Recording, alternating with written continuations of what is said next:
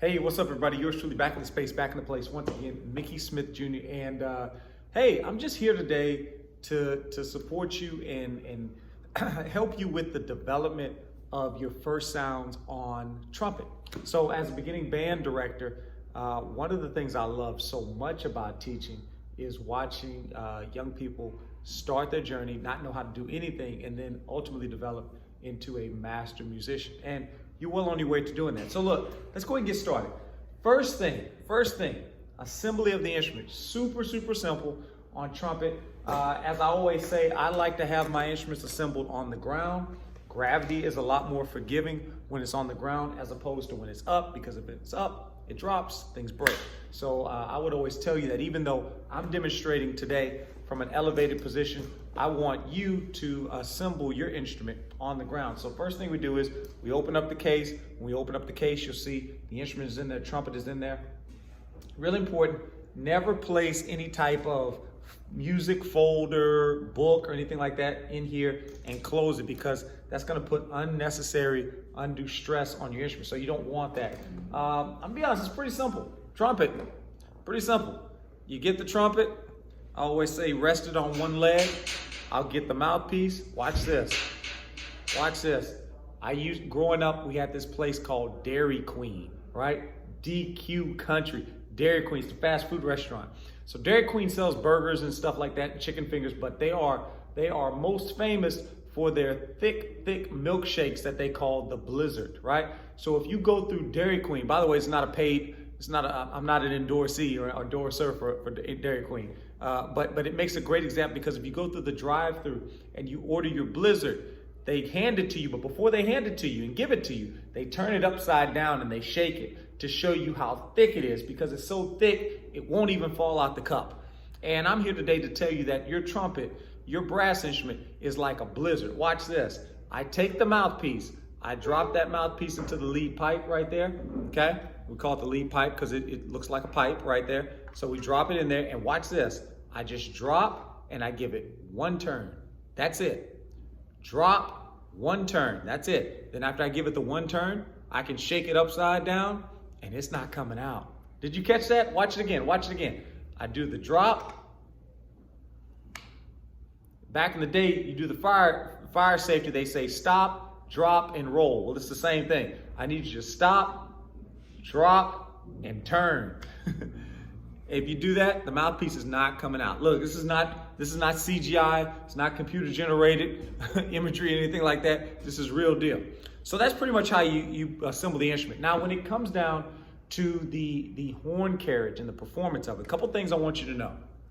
Okay, first off, anytime we play the trumpet, everything is about hamburger hands.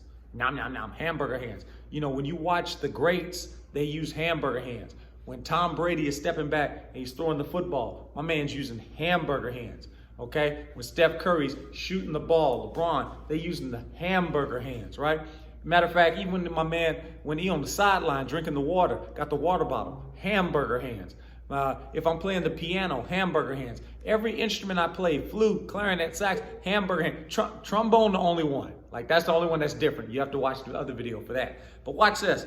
When it comes to trumpet, hamburger hands. So I'm going to make the C, hamburger hands. Watch this. On the trumpet, there is a thumb rest. I slip my thumb into there. Watch, with my pointer finger, I grab it at the valve casings. Then I take my ring finger, which most of you, look, especially if you're a beginning band, I'm assuming you're not married, right? But I'm married, right? So I got my ring finger in the ring right there, all right? So again, watch this. Two fingers, grab it, okay? Dun, dun, dun, dun, dun, dun. Two fingers, and then the third finger goes here, and then the other finger, I see some people, they rest it under here. You can put it here if you want. I like to rest it under there. That way I have a strong grip of it. Now watch this. This arm, the left arm, whether you're left-handed or right-handed, the left arm is what actually holds the trumpet. This is your power arm. The other hand should have nothing to do with propping the trumpet up or holding it up. Matter of fact, I should be able to play the trumpet with one arm alone, one hand alone. It's left hand.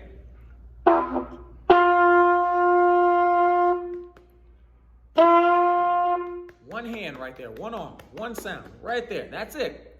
Somebody said, what is the right hand for? The right hand, watch this.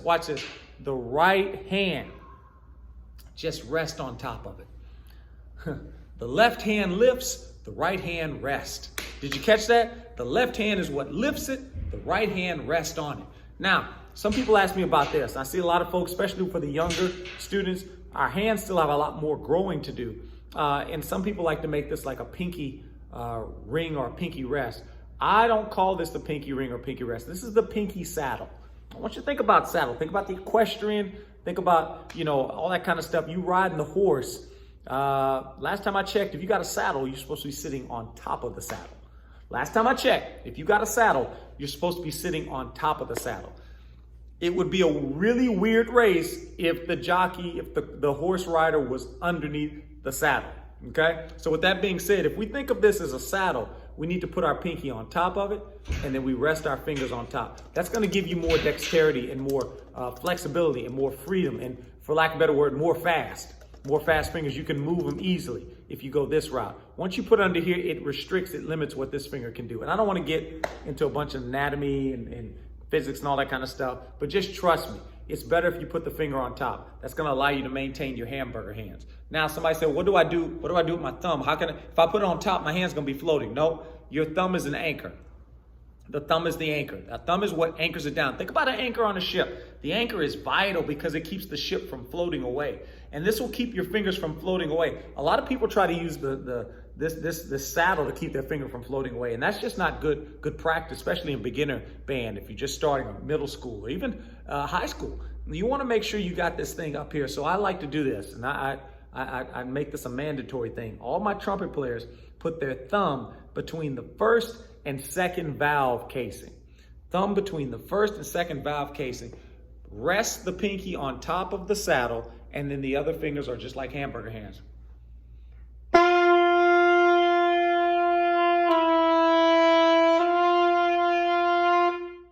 we got it. That's your horn carriage. And watch this. When you play, I need you like the Karate Kid. Okay? I need the angles. I need the triangle. I need the power. So we're going to hold it here. And what I said, 2 fingers, holding it here, thumb, ring finger here, pinky underneath. That's part of my triangle right there. Then I get the power. Watch this. Anchor with the thumb. Anchor. Fingers on top, pinky on the rest, on the saddle. And then I'm holding it here. There we go. Now you're a trumpet player. Now you're holding that bad boy the right way. We don't want the arms on the body. We have to give room for that thing to breathe and for it to operate and for it to be everything it can be. So then the next thing is, well, what about my sound? Because Mr. Smith, I know she just picked your trumpet and you made the sound, but I'm in beginner band, and when I pick it up, it doesn't make quite the best sound. Well, I want you to think about football. Since we're talking about throwing the football and hamburger hands, I want you to think about football. Any football game I've gone to, even if they're professional, they always do the warm-up. Think about it, especially the professionals. So I need you to start your class with a buzz. Start class with a buzz warm-up, guys. And what do I mean by that? See, this is not actually the instrument. This is the instrument. And this is simply the amplifier that makes it more. Think about it. An amplifier makes something more of. If it sounds bad here, it's going to make it sound more bad here. If this sounds good, it's gonna make it sound more better. Come on, somebody know what I'm talking about. If I got a real trumpet player out there, it's gonna be more better, right? So we want to make sure that we operate the mouthpiece properly. So how do we operate the mouthpiece? Look, for my beginner band folks, let's keep it simple. We want to put our lips together like we're saying the letter M. Now you don't actually have to say it, but put your lips together. M. Now remember, saying the word M has no impact on playing the horn. It's making your face with the shape like you're saying the letter M. Watch. So silent M. And watch, when you do it, we talking about the blizzard earlier, I need you to get the milkshake face. Sour milkshake face, right? Like you drink the milkshake, but it's got the pickle juice and the sour milk in it. Ew. Like you got the milkshake face. So we want that face. Look at that face muscle. Oh, I'm flexing. Flex your face. I need you to flex it right there, okay? And if you flex it and keep that soft M right there, now you're in position. I see a lot of people do stuff like this. They real tight. You don't have to do all that. Matter of fact, you really don't even have to make a buzz. You can just keep your face flexed, soft lips, and fast air. It's really not the buzz here. It's that perfect positioning of our lips and our face, and it's the air that's bouncing back and forth between our mouth and the bulb of the mouthpiece that makes the buzz, okay? But yeah, it is fun to do this and all that kind of stuff, but I need corners in, flat chin, all right? Soft lip, tough face. Soft lip, tough face.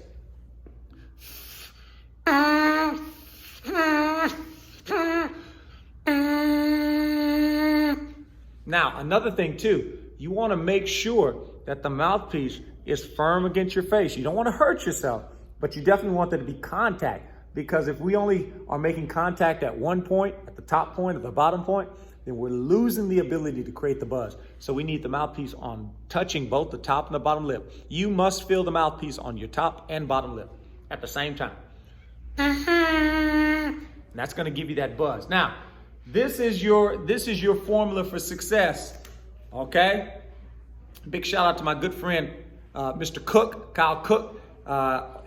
Helps us with our brass needs, and when we were working together, he was the brass man at the school. So this is our system of operation. So the first thing you want to do, you want to start class with a buzz warm-up. Start class with a buzz warm-up. So the first thing we want to do, we want to be in our mid-ta. That's what I was just doing just now. Mid-ta, that just means our face is firm, but it's not tight. And it means that our air is fast, but it's not like hurricane air fast. It's not super speed, galactic light speed air. It's just regular air. Folks that have been playing for a while, if I had to call it anything, I'd say like it's a concert F, G on trumpet kind of air, right? So that's our mid air. I call that ta. Say it with me. Say ta. Ta. Yeah, ta. Because that's how I start the sound. I'll say ta, like I'm spitting a sunflower seed on a fingernail. Ta. Next, if I want a higher sound, I have to change the inside of my mouth. I have to say T. That's why when you go to the doctor always says say ta, because it drops your tongue. I don't want to get in all the physics of it, but understand that every shape of your mouth creates a new sound, a new frequency. So mid is ta, high is T, T, that lifts up the tongue. All of a sudden now, my sound is different because I lifted up the tongue and I'm speeding up that air. See if you can figure out which one this is. If you said ta, you're right. How about this? Yeah. If you said T, you're right. How about this? Oh, that's one we hadn't gotten to. We did mid, we did high, but low is toe. So it's the same thing. Ta, ti, toe.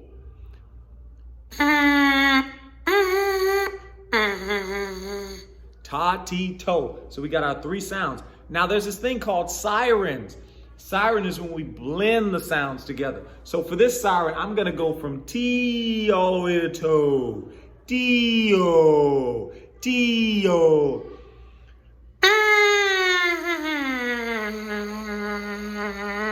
Could you hear the difference? I went from T-O. Then watch this. Now I'm gonna do a siren from toe to T. I'm gonna be honest, this one takes a lot of work. So if you're a newbie or an oldie like me, sometime it might catch you by surprise. Let's see if you can do it.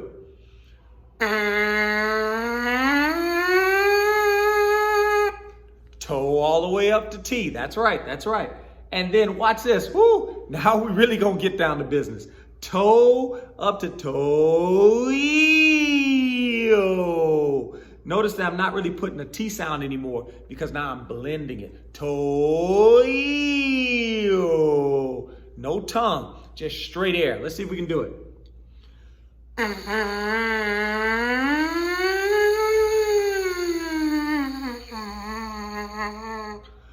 Ooh.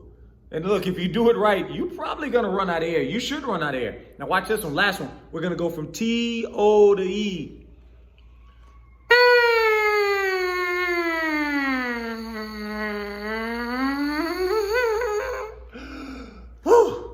Ran out of air. That's okay. If you run out of air, that means you're building the endurance. You're building the strength. Look, and the first time you do this, you might even be a little lightheaded. You might run out of air. You might get a little dizzy. It's okay. Whatever you do, don't pass out. Stop, give yourself a break, get a little glass of water, take a few deep breaths, and do it again. But I want to see you practice this. I want you to practice doing a ta for like 4 to 8 counts.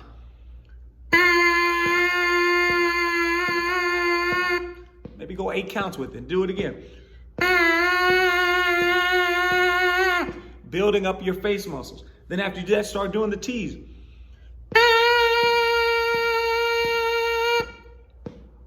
Keep that mouthpiece to your face. Always keep it to your face. Then do some low toes.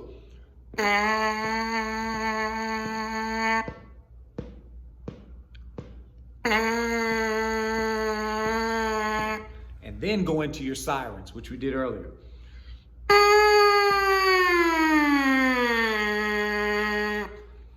Next siren, toe-e.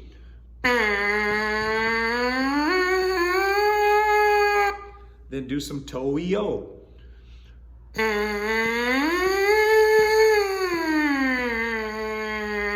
Then do some T-O-E.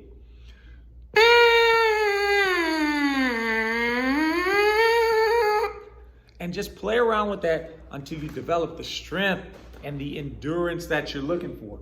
And then once you do that a few times, then it's time to put the horn together.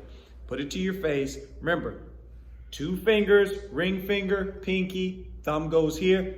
Lift with the left, rest with the right.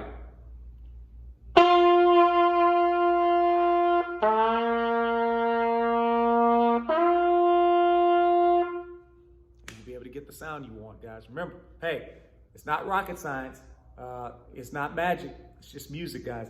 And it only works when you work. So if you're a brass player, I need you to put in that work on that mouthpiece. I need you to start class with a buzz. Start practice with your buzz warm-up, guys. And if you do that, not only will you make your next steps your best steps, but you'll also make your next sounds your best sounds, guys. Look, keep on going. Keep on going. I'm super proud of you. And I know that this is just the first step in what's going to be an amazing, amazing experience. But it's only what you make it, guys. So keep on going.